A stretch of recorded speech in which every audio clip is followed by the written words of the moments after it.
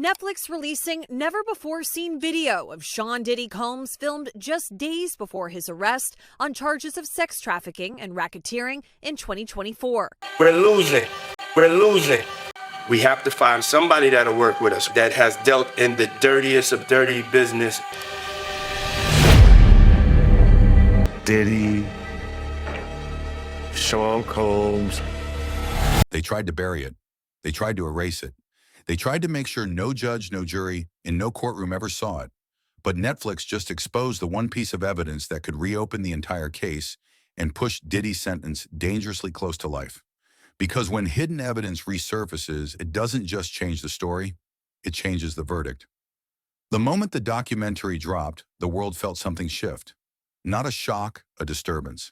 The kind of disturbance that spreads quietly at first, like a cold breeze running through a room full of people who don't know why they suddenly feel uneasy.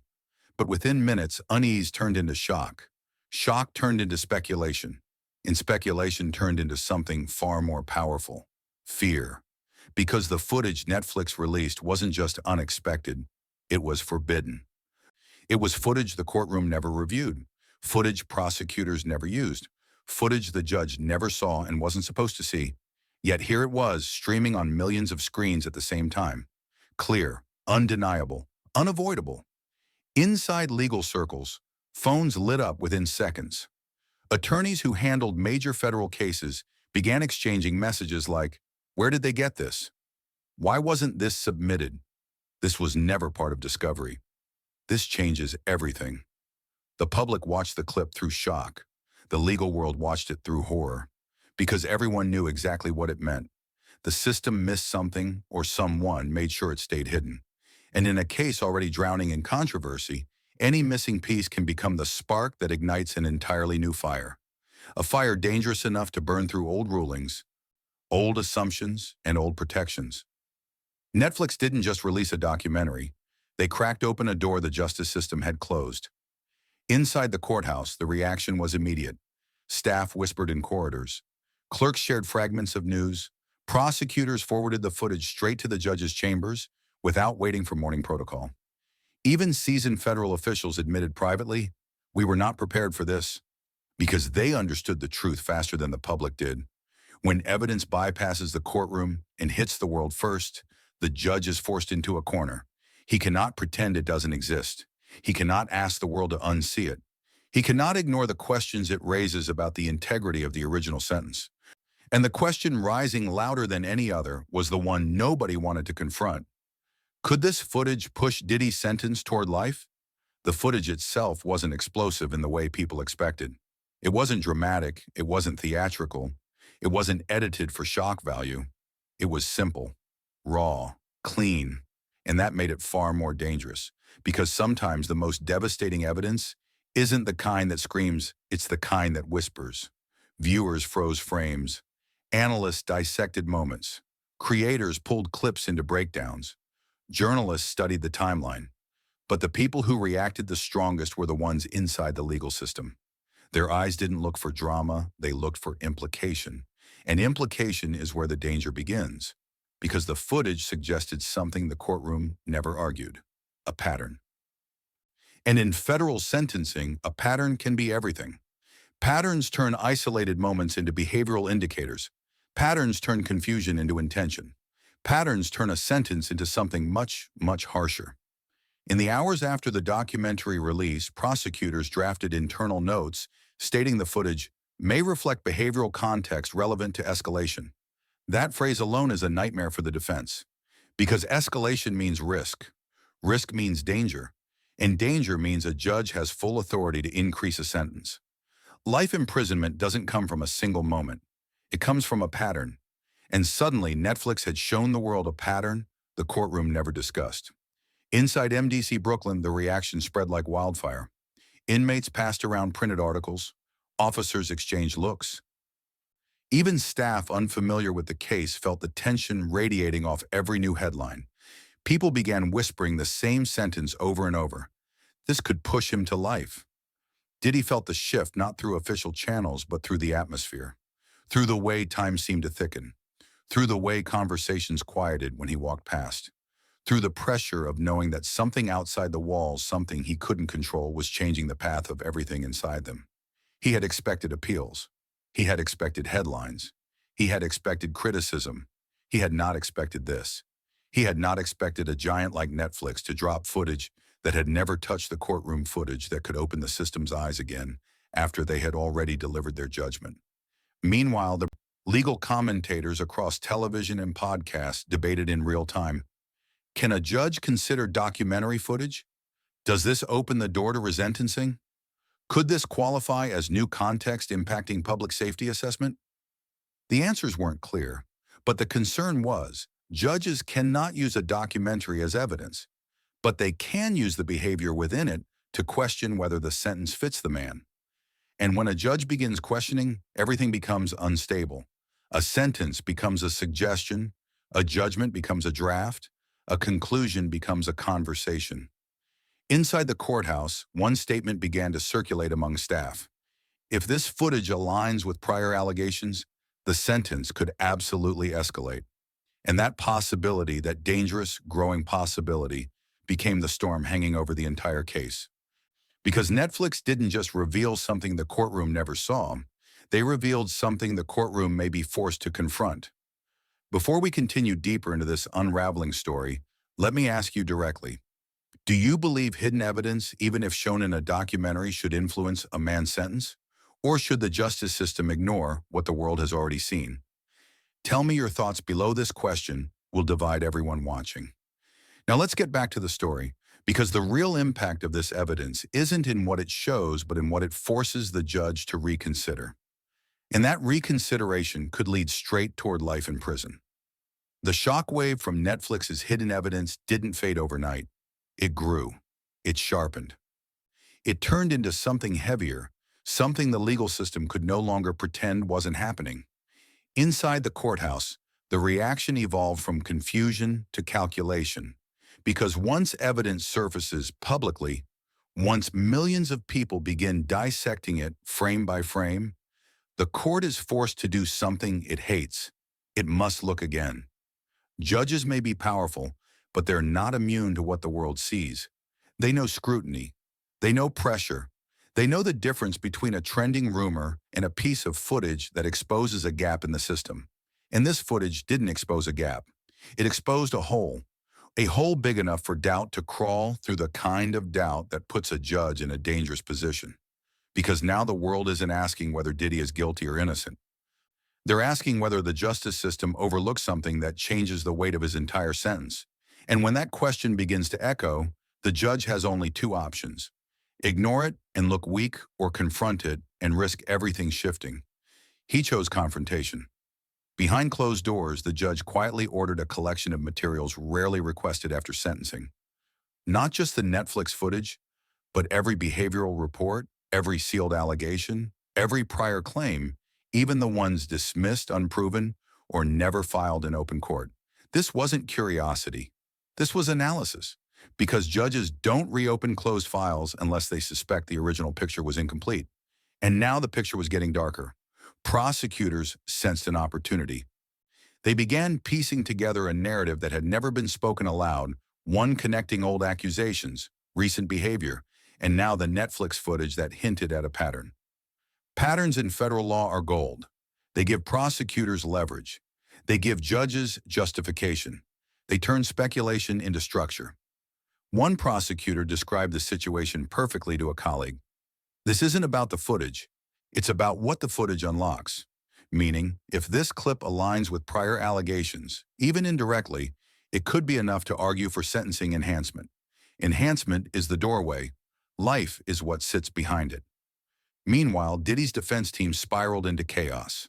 Not publicly, they stayed silent, because silence creates less oxygen for fire. But internally, it was panic. They didn't have the footage. They didn't know its origin. They didn't know what prosecutors were building. They didn't know what questions the judge was now asking behind closed doors. Most terrifying, they didn't know which part of the documentary the judge replayed over and over and over. Because every legal team knows a simple truth. When a judge rewatches something, he's not looking for drama. He's looking for intent. Inside Diddy's world, the tension was suffocating. Calls went unanswered. Advisors disappeared. Industry friends stopped reaching out. Even people who once defended him began stepping back quietly, carefully, distancing themselves in ways only insiders recognize. Not because they suddenly believed he was guilty, but because they sensed the system was preparing for impact. And nobody wants to be standing beside the man the system is about to hit. Meanwhile, legal analysts across news platforms and podcasts debated the same question. Can Netflix footage influence a federal sentence? Public answers vary. Legal answers do not. A documentary cannot be used as direct evidence, but it sure as hell can be used to question a defendant's behavioral pattern, risk level, and consistency with prior accusations. And if the judge believes the footage reveals any consistency, even in tone, demeanor, or implied conduct, he has full authority to revisit sentencing guidelines. That's the knife hanging over the case now, not proof. Pattern. Patterns change everything. Back inside the court system, tension escalated further when prosecutors submitted an internal memo stating, the footage may provide context supporting behavioral escalation. Those 5 words, context supporting behavioral escalation, are a silent nuclear bomb inside sentencing law. Because escalation means future risk. Future risk means insufficient sentencing. Insufficient sentencing means the judge has a duty, not a choice, to consider upward modification. An upward modification is where life imprisonment lives. Defense attorneys worked through the night, drafting responses, preparing counterarguments, consulting experts, rewatching the footage dozens of times, hoping to spot something, anything they could use to neutralize the growing legal storm. But how do you neutralize a clip you didn't know existed? How do you argue context when the world already saw the clip before you even touched it? How do you convince a judge the footage doesn't matter when the judge has already decided it does? That's the impossible position the defense is now trapped in. Meanwhile, inside MDC Brooklyn, inmates watched the story unfold like a slow-motion disaster. Whispers turned into predictions. Predictions turned into rumors. Rumors turned into certainty. They're going to hit him with more time. This judge ain't playing. Netflix just ruined that man's life. They want to make an example. Even officers sensed the shift. The entire facility felt heavier, quieter, more watchful, as if everyone knew something was coming, but didn't know when the blow would land. And the timing matters. Because the worst possible moment for new evidence to surface is after sentencing, when the system feels blindsided and the judge feels misled. Judges hate being misled. They don't forget it. They don't forgive it. They correct it. And in this case, correction could come in the form of a revised sentence that reflects the full weight of what the judge believes, now not what he believed then. The courtroom may not have seen the evidence, but the judge has seen enough. The public may not understand the legal mechanics, but prosecutors do. The defense may not know the full danger, but the judge does. And now something almost unheard of is becoming real. A federal sentence already delivered might be moving, shifting, tilting, rebalancing itself under the pressure of new context. And once a sentence becomes unstable, anything becomes possible. Even the one outcome everyone whispers about, but nobody wants to say out loud. Life. Because sometimes a documentary doesn't just expose the truth. Sometimes it exposes what the justice system missed, and when that happens, the system responds. Not to protect the documentary, not to protect the public, but to protect itself. The judge's internal review wasn't supposed to last long. Minutes, maybe hours enough to satisfy procedure and close the door quietly. But instead, it widened the door. Because the deeper the judge looked, the more the Netflix footage began to influence how he interpreted everything that came before it. Not as direct evidence, not as fact, but as context, and context is dangerous when layered over accusations, testimonies, and behavioral reports stretching back decades. Inside the courthouse, the atmosphere felt different now, tighter, more alert, as if everyone inside sensed that something irreversible was approaching. Judges rarely change their minds after sentencing.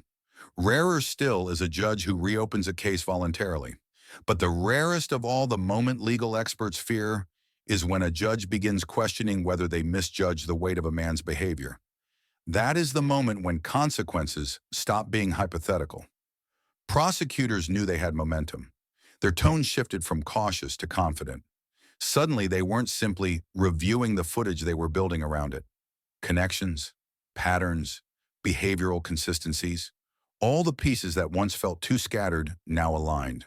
The Netflix clip wasn't the centerpiece, it was the spark, and sparks ignite bigger fires.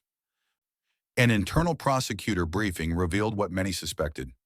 The footage is consistent with key behavioral allegations previously dismissed due to insufficient corroboration. Consistent, the word that changes everything. One consistency is noise. Two consistencies are coincidence. But three consistencies, that becomes pattern, and pattern becomes ammunition. Inside Diddy's legal team, tension reached its highest point. This wasn't a case anymore. It was a tide, and the tide was turning against them. They couldn't stop the footage. They couldn't stop the public debate. They couldn't stop the judge from re-examining the man behind the sentence. They could only prepare for the impact. Meanwhile, analysts across networks began speaking cautiously, choosing every word with surgical care. If the judge finds that this footage contributes to a pattern of escalating behavior, the sentence could be reconsidered. Reconsidered, the word the defense dreaded. Because reconsideration is not mild, it's not administrative, it's not symbolic. It is the doorway to the harshest penalties the court can impose. And in the federal system, once the doorway opens, it does not close quickly. Within MDC Brooklyn, whispers turned into certainty. Diddy's name circulated like a warning, a reminder that fame doesn't stop the system when the system decides to move. He's going to get more time. They're looking at life, bro. This is real now. One inmate said it best. When a judge sits back down, nobody's sentence is safe. And that's what happened here. The judge didn't dismiss the footage. He engaged it. He didn't ignore the implications. He questioned them. He didn't close the review. He expanded it. He began calling for additional inputs, sealed records, old statements, even testimony summaries that were never used in the trial. To the defense, this wasn't review. It was excavation. The judge was digging, turning over stones, trying to see the whole picture, the full picture, the picture that might justify a sentence far heavier than the one originally imposed. And the legal threshold for life, it's not as far away as people think. Contrary to myth, a life sentence doesn't require new crimes. It requires established pattern, perceived escalation, public safety risk, judicial determination that prior sentence was insufficient. 3 of those were already sitting on the judge's desk. The 4th, the risk assessment, was now being debated. In a private advisory, a senior court consultant reportedly stated, "The footage suggests behavioral consistency that may elevate future risk evaluation." That was the moment everything changed. Prosecutors knew it. Defense attorneys knew it. Even the judge's clerks, normally silent shadows in the legal machine, sensed the shift. Risk elevation is the final step before sentencing enhancement. An enhancement, when justified by pattern, can legally reach life. Outside the courthouse, journalists scrambled to interpret every new whisper. Headlines exploded. Analysts speculated. Former law clerks weighed in anonymously, saying things like, "A judge does not escalate review unless he sees potential error in the original sentence." This is the kind of movement that precedes major adjustments. And the most haunting line of all, if a judge believes the original sentence didn't reflect the true severity, he can correct it even if that correction leads to life. Meanwhile, Diddy waited in the one place where time moves the slowest: federal custody. Every hour felt heavier. Every sound echoed longer. Every rumor carried the weight of possibility. Because inside prison walls, nothing terrifies inmates more than a sentence that's no longer fixed. Finality is a strange comfort. Uncertainty is torture. Diddy had entered MDC believing his battle was now outside through appeals, lawyers, public perception. But the Netflix footage shifted the battleground back inside the courtroom, back in the judge's hands, back in the one place where no celebrity status, no PR strategy, no outside influence can change the outcome. In the final days of the review, the judge sat with everything: the footage, the records, the allegations, the silence, the pressure, the implications. And then he issued the one statement the entire system feared. The material presented raises significant questions regarding the sufficiency of the existing sentence. Significant questions. Not minor, not procedural, significant. And in the language of judges, significant questions is one step away from significant modification, which brings us to the point no one can ignore anymore. Netflix didn't just expose hidden evidence. They exposed a possibility strong enough to alter a federal sentence, possibly toward life. Because in the end, the judge doesn't need proof from Netflix. He doesn't need new witnesses. He doesn't need new charges. All he needs is the belief that the original sentence no longer represents the truth of the man before him. And right now, that belief is stronger than it has ever been. Before we close this chapter, let me ask you directly. Do you think a judge should be able to increase someone's sentence because of footage shown in a documentary? Or should the courtroom remain the only place where evidence matters? Tell me what you think in the comments. This debate is just beginning. And if you want to follow every twist as this story evolves, make sure you subscribe and hit the notification bell, because if the judge takes the next step, Diddy's entire future could collapse in a single ruling. Because when evidence refuses to stay buried, sentences refuse to stay still. And this time, the sentence might move all the way to life.